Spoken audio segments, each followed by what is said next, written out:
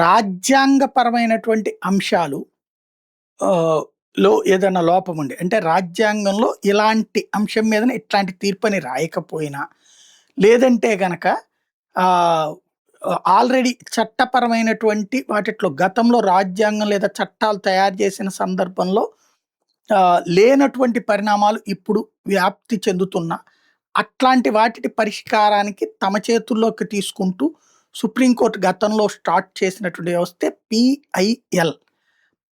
ఏదైతే performance linked లింటే performance linked incentive PLI కాదు పిఐఎల్. అంటే ప్రజా ప్రయోజన వ్యాజ్యం, పబ్లిక్ ఇంట్రెస్ట్ లిటిగేషన్ అన్నటువంటి. కానీ దీన్ని కాస్త దుర్వినియోగం చేస్తున్నారు. బీహార్‌లో జరిగినటువంటి ఎన్నికల వ్యవహారంలో ఫస్టే వేశారు. అయినా సరే అనుమతిచ్చింది సుప్రీంకోర్టు. మళ్ళీ వేశారు. కరెక్ట్‌గానే చేసిందన్నారు. మీ దగ్గర ఏమున్నాయో చెప్పండయ్యా! వాళ్ళు తప్పు చేశారు. ఇదిగో బతికున్నా సరే ఓటు తీసేశారు. వాళ్ళకి అప్లై చేసుకునే అవకాశం ఉంది. అప్లై చేసుకున్నాక కూడా ఓటు ఇవ్వలేదు. నా దగ్గరికి తీసుకురండి అంటే ఒక్కటి తేలేకపోయారు. కానీ ప్రజా ప్రయోజన వ్యాజ్యాల పేరుతో విసిగిస్తున్నారు కోర్టుని. ఇప్పుడు సుప్రీంకోర్టు అట్లాంటి సంస్థల మీదన మండిపడింది.